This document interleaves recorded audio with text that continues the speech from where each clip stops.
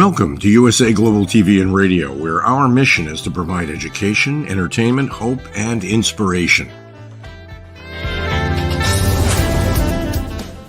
USA Global TV and Radio connects you with experts and audiences all around the world every single day to help you succeed in business and to live a richer life. Visit us at usaglobaltv.com to learn about career and life-changing training and mentoring programs like the Listening Mentor.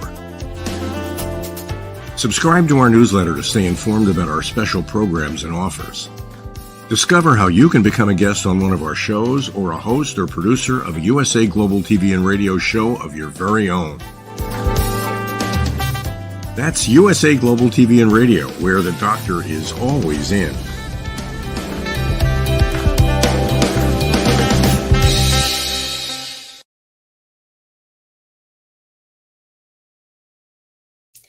Hello, everyone. Welcome home to USA Global TV and Radio. I'm Dr. Jacalyn Kerbeck, and our show today is a special one. It's with our star, Katrina Valente, and we are going to be talking about dating views from the perspective of married men. Ooh, that sounds like a good one. Let's welcome Katrina to the show and find out what she's been up to. She's had a major metamorphosis. Welcome. Hi. How are you today? I'm good. I've had a very busy day. Well, I just was able to go over on your website and take a peek at the metamorphosis over there. It's spectacular. And I want to bring up your website. But before we do that, you've had a metamorphosis. I was going to say secrets to timeless beauty. And I thought, no, I'm not going to be saying that anymore because of the metamorphosis you've been going through and what you're offering to your clients. Tell us more about that. Okay, so I've been a holistic esthetician for 28 years, and for the last 3 years, I've been more focused on coaching and healing modalities, particularly coaching people in their relationships, first to themselves and then with each other. So it's been a long time in the process because people have been so used to seeing me in this aesthetic role. But finally, I cracked it with the dating chronicles with Katrina when I came back from the Maldives in May, and I've moved forward from then. So I've revamped my website, changed all the pictures, and I'm offering coaching now. I'm sticking with the 2 massages for the raindrop and the lymphatic drainage, and my energy clearing work and my tarot reading, as well as the coaching, of course. Wow, that is super exciting. Congratulations. Thank you. Before we get into our topic, let's take a look at your website and applaud you for it. Woo, here it is. Wow. Can you see it? Thank you. Look at this picture. Stunning. Absolutely stunning. Inner, outer beauty, body, mind, soul, wellness treatments, and coaching. Tell us a little bit about what people can see when they come over here. So if somebody's on the radio and they can't actually see this, what is it that we're looking at? So this is my website, and it's just offering my coaching services. I'm focusing on men as well as women and couples. And I do the energy clearing, which I do a lot of these days, and it can be done online. So I do work with people all over the world. And we have some testimonials there from clients of mine. Yeah, let me just read one of these. I think it's really powerful. Katrina is my guiding star. She channels the universe for me and shows me direction when I'm lost. When the mind is fearful and my heart is lost in a sea of chaos, Katrina comes with her powerful connection to the universe and course corrects. Sometimes fear makes one faithful. With Katrina, it's a way of being. Faith and healing are intertwined. Deborah, beautiful. Yeah, very nice. So that's obviously me in the Maldives. We're talking about the coaching, self-development. Stunning color, by the way. That dress looks beautiful on you. Thank you. So yeah, I'm really happy with it. My friend and mentor did this website for me. Alex from House of Social. She's a master in marketing and social media. So yeah, I'm very, very happy with it. This is the men's section, the coaching section. And then here are some packages or sessions that people can go ahead and sign up for. Yeah, I do packages. I mean, Rome wasn't built in a day, right? I love that. That's so true. People think sometimes they want one session, everything's going to change. And yeah. And then that's my wellness treatments. And it goes, if you go further down, it gives you all the description of each one. So I'm sticking with the DMK facelift facial because that is an incredible treatment. Gives you instant results. What is DMK? Danae Montague King is an 80-year-old plastic surgeon from New York who devised this product and professional treatments that is very different to a lot of the others on the market. So this facial gives you instant results, as you can see in the picture. That's after just one treatment, no joke, real pictures. Yeah. Wow. So I decided to stay with that because it really is fantastic and it's for all skin types. And then I'm doing the raindrop massage, the tarot reading, and medical lymphatic drainage. Okay. And my energy clearing work, which is what I do most of at the moment. Tell us a little bit about why that's so important, because we actually had a show on yesterday called Energy. And I think for some people, they don't understand what energy is. They can understand it when it comes to a vehicle, a car, needing energy, fuel. But tell us when it comes to a person.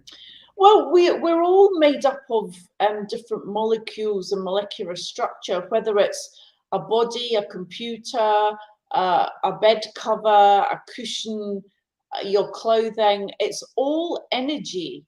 And, you know, we live surrounded by energy, and our auras take in other people's energy. You know, if you feel very depleted after you've spoken to someone, it means they are absorbing your positive energy and leaving you depleted.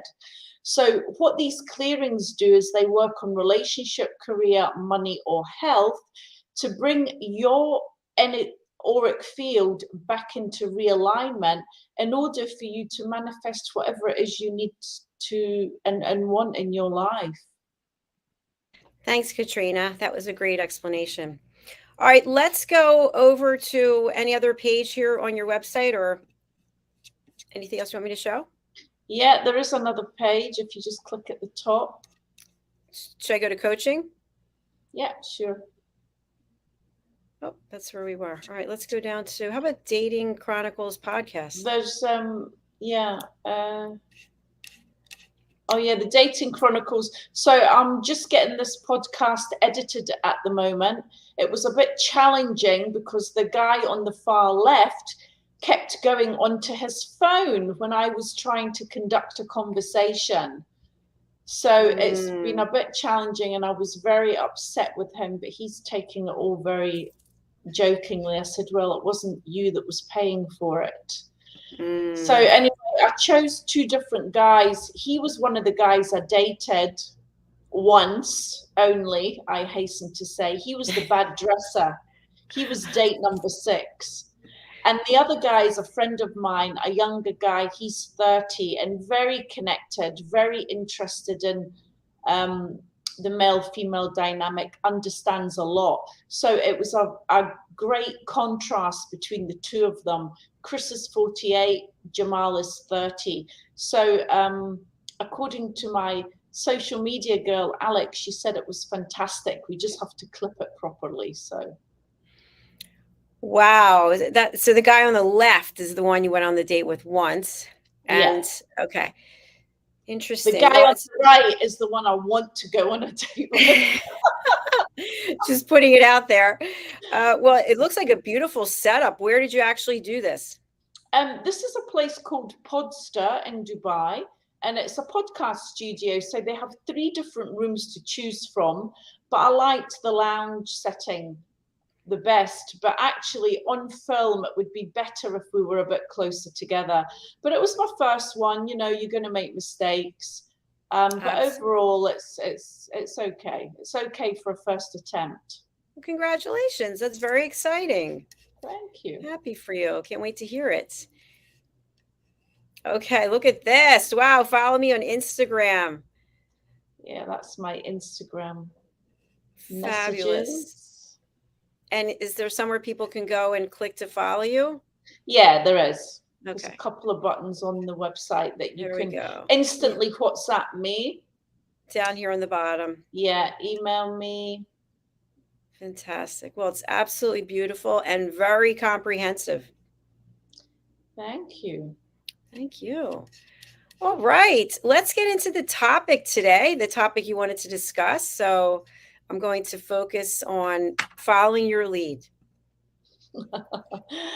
So I've been speaking to quite a few married men lately, and they've been giving their take on their lives in general and about the dating scene, particularly in Dubai, because obviously this is where we live.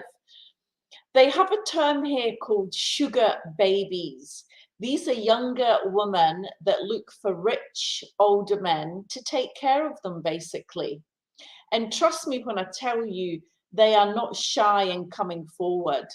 Some of the guys send me screenshots of Tinder or Bumble, and these girls, 24, 22, asking men to literally take care of them, buy them nice gifts, send them flowers, take them for nice dinners. I mean, it's quite unbelievable. So the guys have been complaining that, you know, a lot of women in Dubai are just after men with money. The married men, I spoke to one the other day actually, who's an old boyfriend of mine, and he was saying the reason it's so difficult for women like me or any single decent woman in Dubai to find someone is because all these men are just hanging around with the young chicks that want them for the money, and they can toss them aside and the next week have someone different in their place. So his question was, why would they want to settle down and get married or be in a serious relationship when there's so much on offer here? So what is your perspective on that? I think he's got a point, definitely. I mean, Dubai's not a real place in that perspective. You know, you've got people from every walk of life, every country coming to live here. So it's a big mixing pot. So people behave badly because they're not living to the neighbor that they grew up with, for instance. You know, you don't know anybody here, you make new friends, you get on a plane, you leave, you never see them again. So I do think after living here for 25 years, there is definitely that factor. However, I don't, you know, I think that's one demographic. I mean, Dubai's full of over 3 million people. So I do know a lot of people that are actually looking for love, men and women. So, you know, there's an argument for both sides, I think. Of course. And there's usually the third. There's one side, the other side, and then somewhere in the middle. So in your coaching process, working with men, working with women, working with couples, what is the time frame that someone needs to dedicate to discuss an issue like this? It's not one and done, right? Because you need to get. No, I mean, they're going to need at least 6 sessions, I think, to really, you know, set a change in motion so that they have a different perspective on themselves, on their lives, and what they want. Because when you're in a relationship or not in a relationship, you see things through one colored lens. You have tunnel vision from your perspective. So I'm here to give them options, to give them other perspectives on what they can do to attract what they want in their life. And I think it's also challenging because sometimes people don't know what they want to attract. Yeah, well, that if they don't know, then I can't help them very much. I would then get them to work on themselves at finding out what it is they want and taking them back to the mother-father issues, because that's when all our belief systems kicked in. Our parents were our first teachers. So you have to kind of demolish all of that and dissect it to make them understand why they do the things they do. And you mentioned about Dubai. Would you say that people there, in general, it's very general, are people already in committed relationships and moving there, or people are singles pretty much, they've moved there and now they're looking for relationships? No, it's a bit of both. I mean, Dubai is a very young demographic.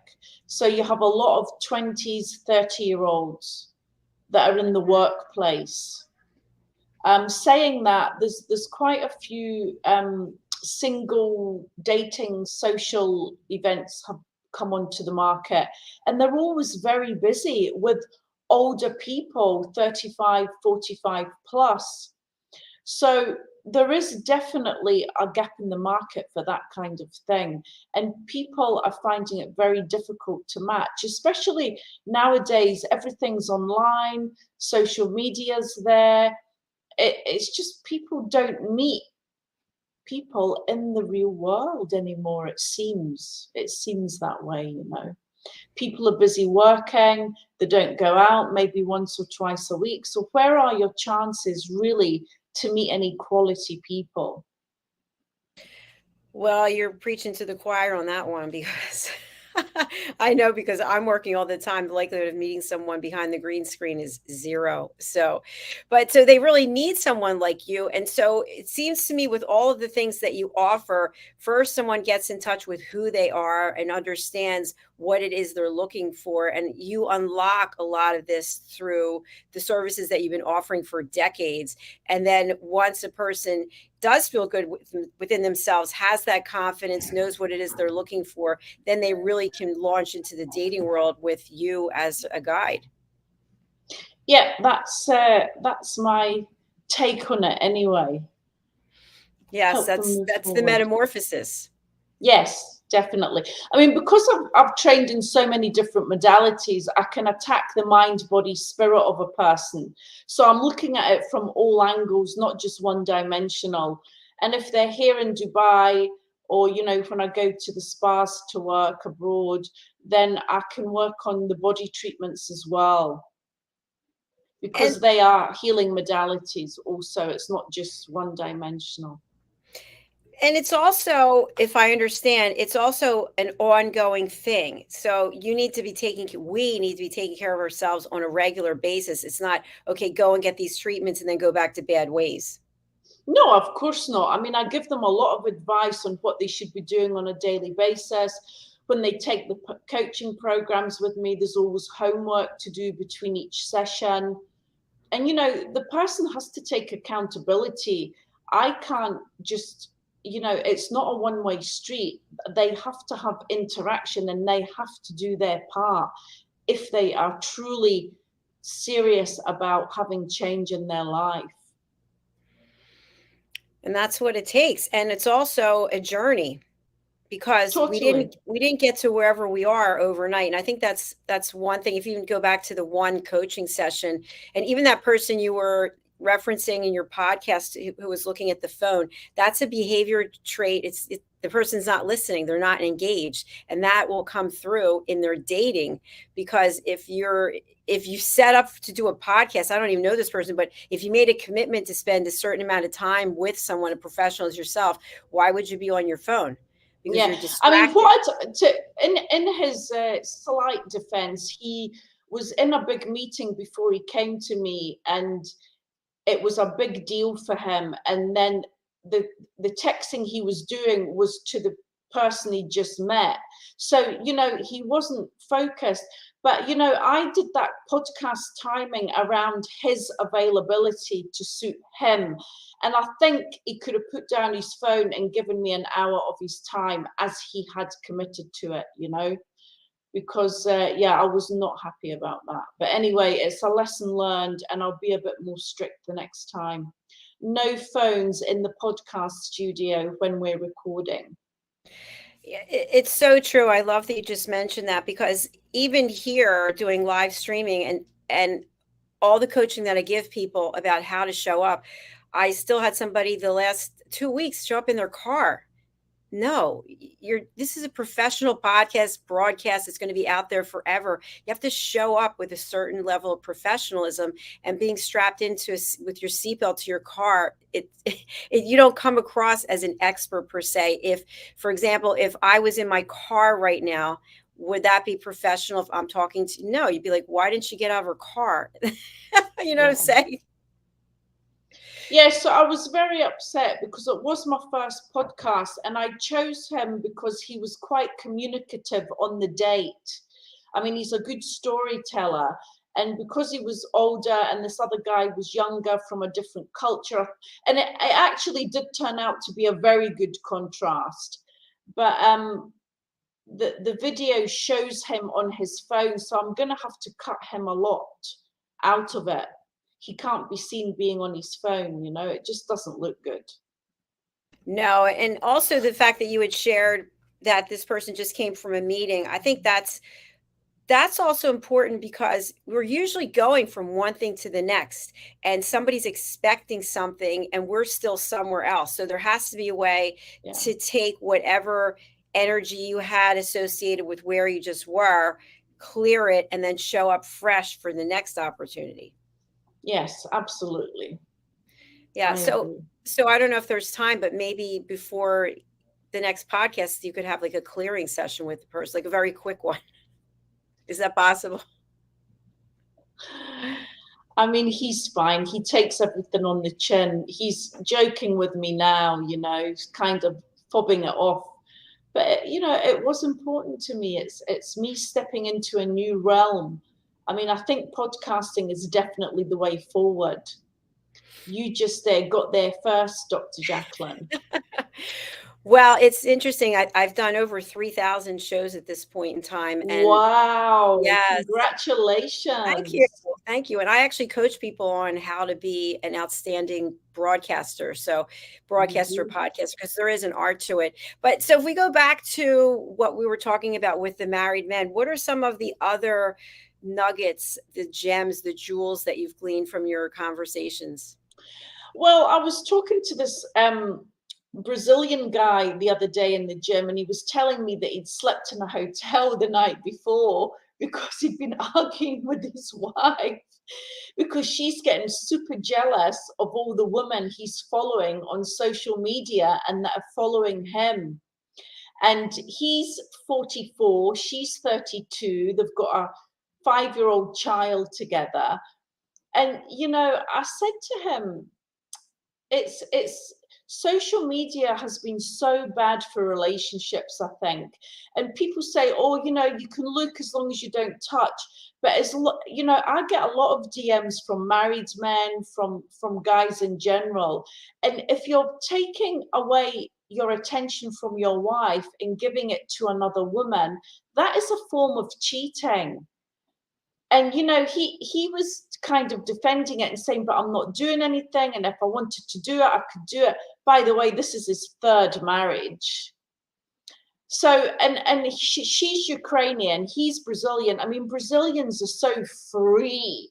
I mean, you know, they're not unencumbered by anything. They're not held down by anything. And this Ukrainian woman, I mean, you know, the Eastern Bloc girls tend to be a bit princess-ish. And they want a lot of attention. They want a lot of time from their partner.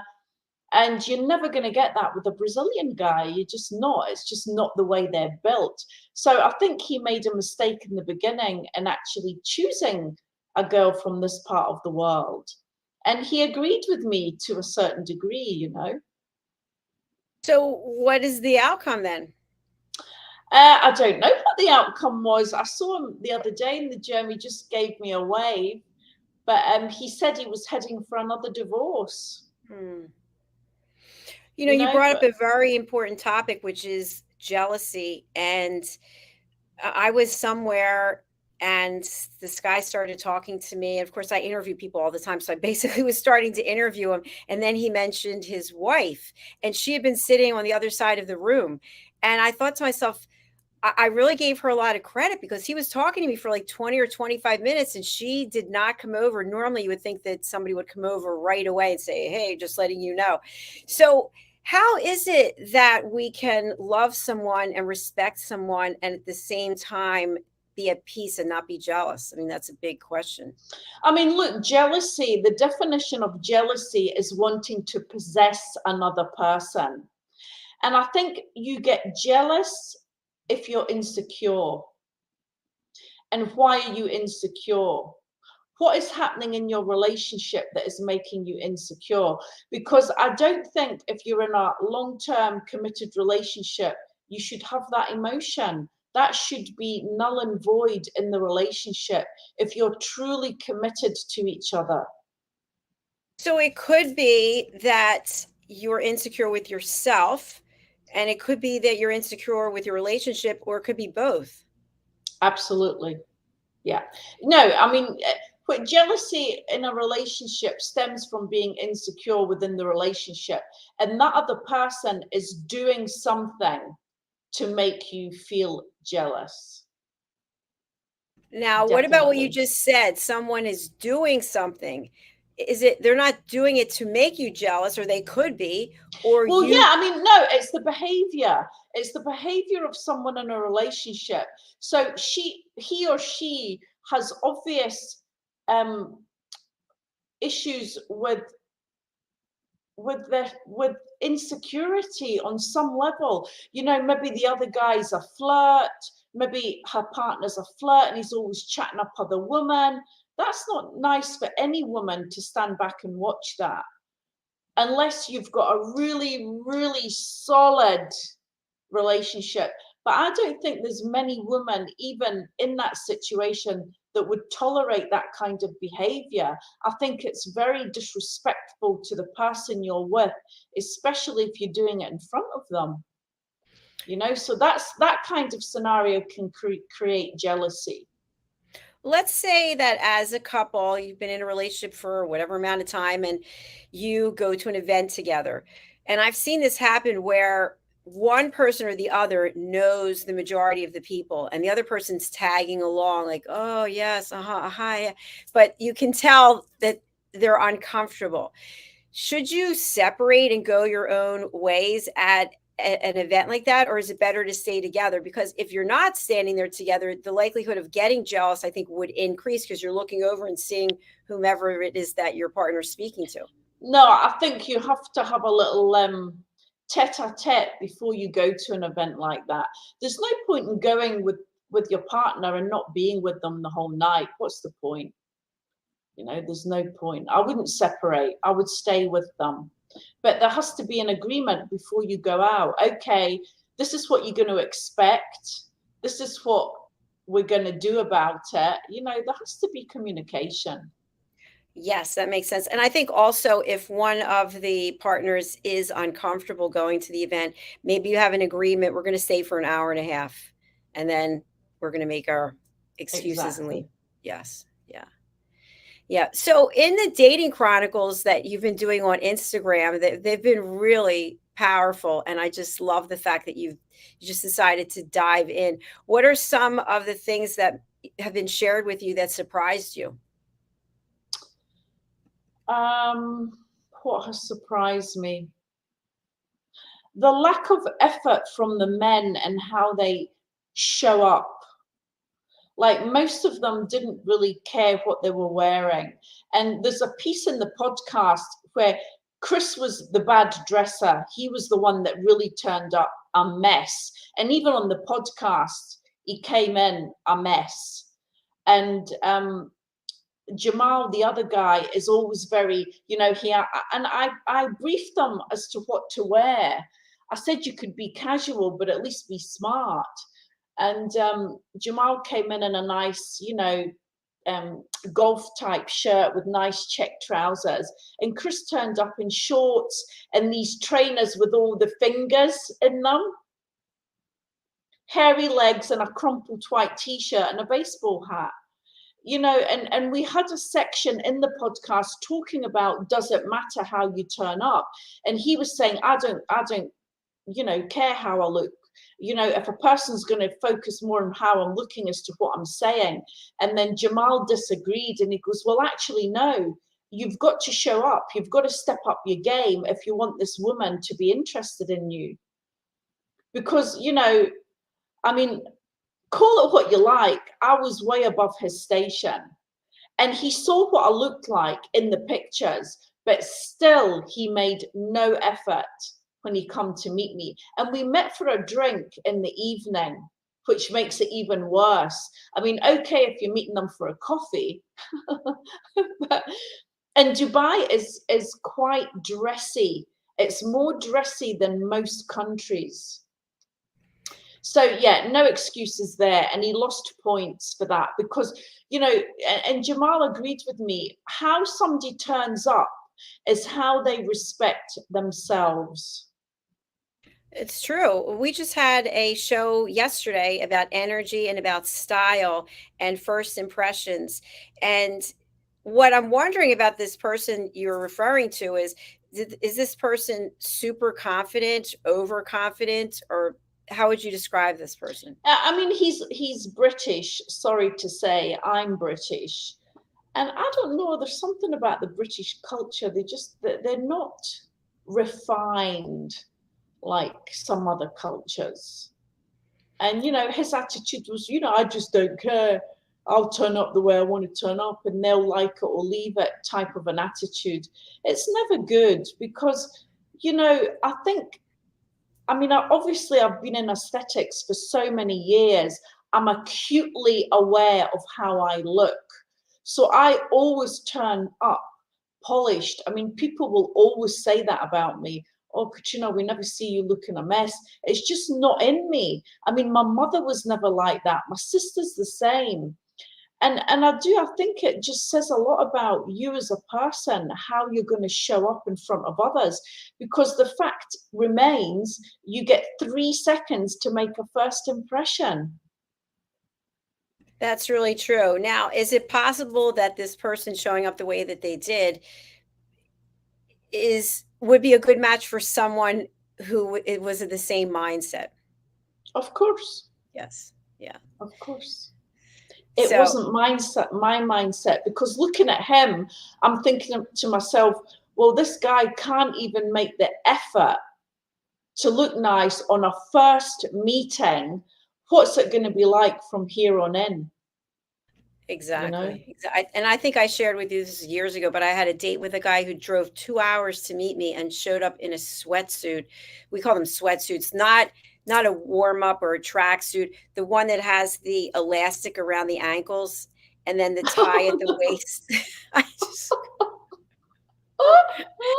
And if he was going to a sporting event, I wouldn't be wearing that. I mean, that is something you would wear in the privacy of your own home if you lived alone, I would think. But yet he actually got in a car and drove 2 hours to meet me at a fine restaurant wearing that. No, it's a complete turnoff. I mean, yeah. Complete So here's a question I have about that. I know that different times of my life that I met someone and they dressed a certain way, not this way, but they dressed a certain way that wasn't really turning me on per se. And I thought, oh, I can work with them. I can get them to change the way that they dress. And of course they ended up doing it. In that situation with that other person you're referring to, or the guy I just described, is that a possibility? Or when do you say to yourself, this is doable or it's not?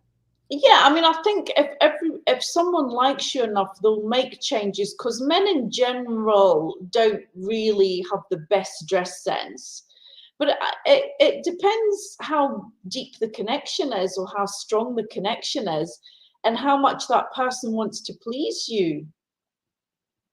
Now, on the opposite side, because this has happened to me, have you ever had any man who wanted to redress you in the style that they liked that was different than yours? No, but I've had actually the guy I saw yesterday that I used to date some 17 years ago. We went. He's Lebanese guy, very very traditional values. I mean, he was telling me that he's been together with his wife for 12 years. He's never cheated on her. Sex just gets better and better. And I just say to him, what is your secret? Because he's very good looking. But, you know, he said, no, I will never cheat. I just can't do it. And I really respect that, because Dubai is full of temptation. I mean, everywhere you look. And what was I saying? I've went off track a bit. So based on I asked you if you ever had someone who wanted to redress you, like, so for Yes, example. so him, when we were dating, we went to the movies one night, and I had on a tank top with this little jacket over it, and a bit of my cleavage was showing, not a lot. And he said to me, "You're showing too much cleavage. You shouldn't be coming dressed like that to the cinema." And I mean, he wasn't my boyfriend ever. And I just looked at him, and I'm older than him. I'm 8 years older than him. I said, the day a man tells me how to dress is the day he will be kicked to the curb. You know? What happened? No, I mean, we were friends, really, more than anything. And I just like rolled my eyes. I didn't do anything. Did you think there was any validity to what he said? No. Okay. But because we're in a Muslim country, but I mean, nowadays women just dress any old how. I mean, it's just shocking the way you'll see them in because I mean, this is a Muslim country, and you'll see them with jean shorts up their backside, the boobs are out. I mean, it's just, yeah, not good. But no, I had a long skirt on, and I had my shoulders and my arms were covered, and it was just my chest was open. You could see the top of my cleavage. No, it was perfectly acceptable. Thanks for sharing that. You know, I was listening to a radio show, and they had done a survey of men, and if men liked to see more or less skin, and the majority of men said they'd like to see less skin showing because it leaves more to the imagination, and therefore they liked the winter season better wherever they were because women are more covered up. I absolutely believe that. I think less is more. And even Jamal, that was on the show, he doesn't like his girlfriends showing their boobs and everything. He's very conservative like that. I mean, I've known him several years now, and we've had many conversations about that. And he's like, Katrina, what do you think? She did this or she did that. And yeah, I think the more covered up you are, men respect it more, because they look at you and they see you as elegant and classy rather than cheap and trashy. And you know what's interesting, at least if here where I am, if you were to go into one of the nightclub restaurants, so to speak, women have a lot of skin showing, and it's like a competition. Who can wear the tightest clothes and have the most skin showing? I mean, certainly as I've gotten older, I've covered up more, definitely. I never hardly ever show my cleavage or anything, no short skirts. You know, the rule of thumb is if you're showing your cleavage, you have a longer skirt on or trousers. And if you want to show your legs, then you cover up top. Yes. But not both at the same time. It's one or the other. I love that. That's the rule that I've always heard as well. Yeah. So where do you expect to be going with your podcast and with the Dating Chronicles? Oh, I'm looking forward to it. It's like a new chapter that I've been trying to get to for the last 3 or 4 years. And I just want to do the podcasts. I want to do my coaching, and I want to help people with the knowledge I've acquired over the last 28 years. Spread the goodwill. Absolutely. And I think it would be fun if you actually did your podcast here as well and brought the guys here. That would be fun. Oh yeah, cool. I'll do that. And we have to get the menopause girl on with the training as well. Dawn, we'll set that up for next time. Yes, I was going to say, yeah, let's do that. Because menopause is such a big topic. It's yeah. And what will this person be discussing? Training and how to train properly for menopause, to get your waist back, to keep your energies levels high, and to feel as good as you did when you were in your 30s. Yeah, you know, something that is a whole other show. I know for myself, working as much as I do, and then how hard I work out and things I have to do here in the house, that I do say to myself, you know what, I'm going to have a cookie, or you know what, I'm going. Yesterday, I had my first caffeine drink in 3 or 4 years, and it was tea. It had no calories, but I'm sure it had caffeine. It didn't say it had caffeine, but I'm sure it did. And I said to myself, why not? I mean, I'm 60 years old. When am I wait till I'm 70 to have a caffeine drink? Yeah, but why? But why don't you want to have caffeine at Oh, because of my all? ulcerative colitis. Yes, Yes, yes, yeah. yes, yes. So that's why I stopped drinking it. But I don't think there's anything wrong with treating ourselves. I mean, because let's say you start dating someone and you have all these restrictions. I can't go to this restaurant, that I can't eat this, I can't do that, I can't. It might be like, wow, you No, are. it's boring. It's really boring. And I think balance is everything. We've only got one life. You have to enjoy yourself. You really do. I mean, my strictness levels on myself have lowered a lot. I just can't do it anymore. I mean, I'm all, I'm good, but like I have chocolate every day. I have coffee in the morning, maybe another one in the day. I never exceed two, usually just one. But, it's like everything in moderation is fine. And it's also your emotional feeling towards what you're putting in your body. If it Yes. feels good, it's going to assimilate with you. And if you feel guilty, then it's going to be repelled out of your body. So I think it's very important what connection you have to the food that you're eating. It's so true. And just a quick share, because I love your input on it. I started 75 hard again, which I think Sorry, I, I'm just going to have to plug in my oh, okay. my computer. No worries. I started the program 75 hard, which is very strict. It's really about becoming a warrior in your mind, mental toughness that you can be inconvenienced, you can have difficulty, and you don't make excuses. And we make a lot of excuses about things all the time. And so I thought, you know what, I failed it the first time. I did it for 2 weeks. You have to do it for 75 days. And I failed because you have to drink a gallon of water, and for me that's a lot, and it was forcing me to run to the bathroom 12 times during the night. So I said to myself, okay, I have a different perspective about it. So anyway, I did it, and I was on day 3, and I was exhausted because I'd been up both nights running to the bathroom. I couldn't even make it around the town because I had to go to the bath. And I said to myself, why am I doing this to myself? I'm 60 years old. My ulcerative colitis is in remission. What am I doing? This is stupid.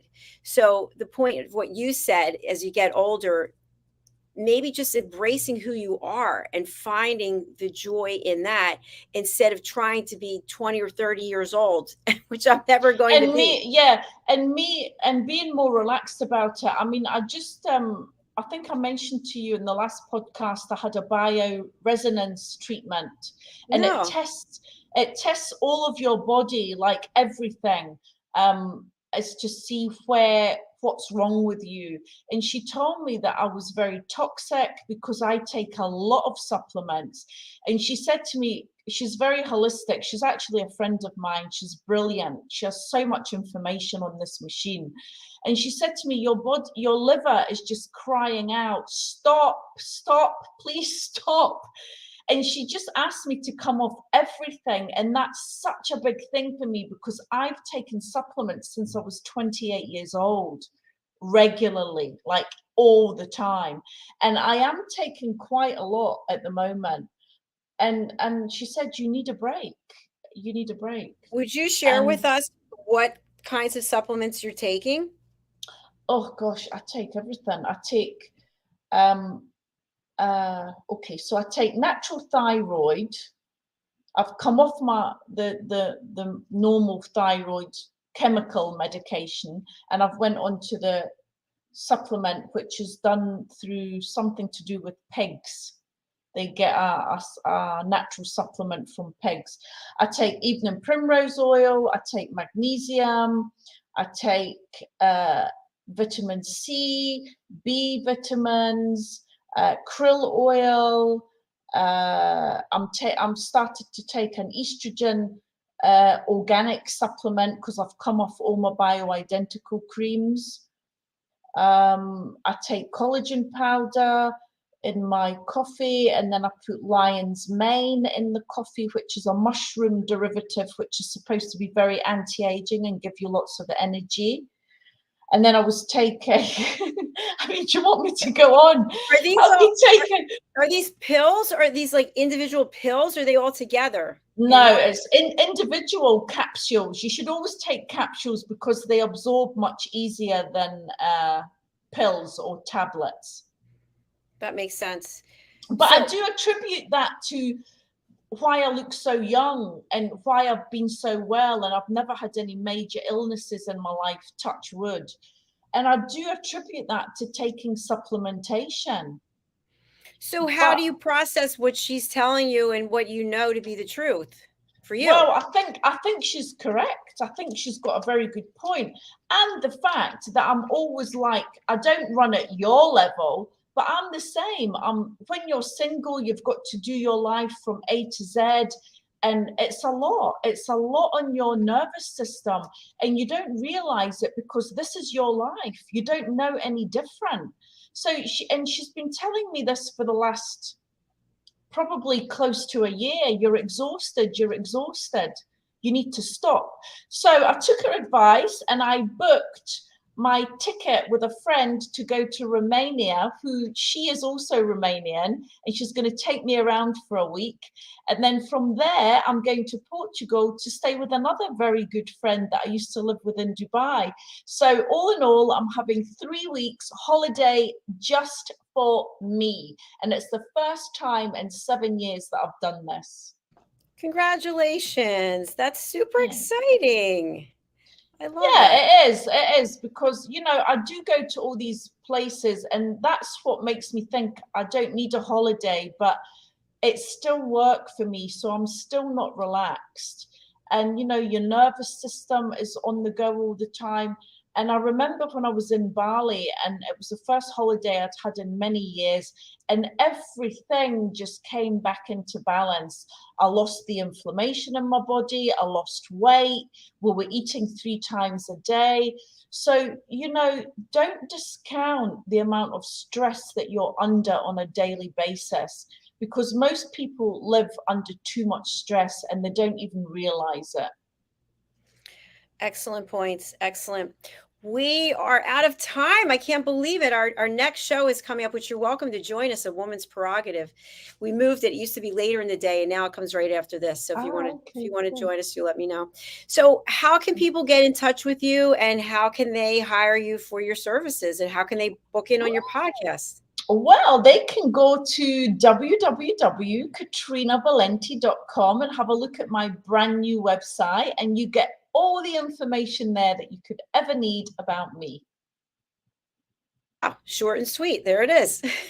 Okay. Thanks, Katrina. Thanks, everyone. Please stay tuned for A Woman's Prerogative at our new time slot, which is coming up right after this. All right. We'll see you then. Thanks, Katrina. Bye. Bye.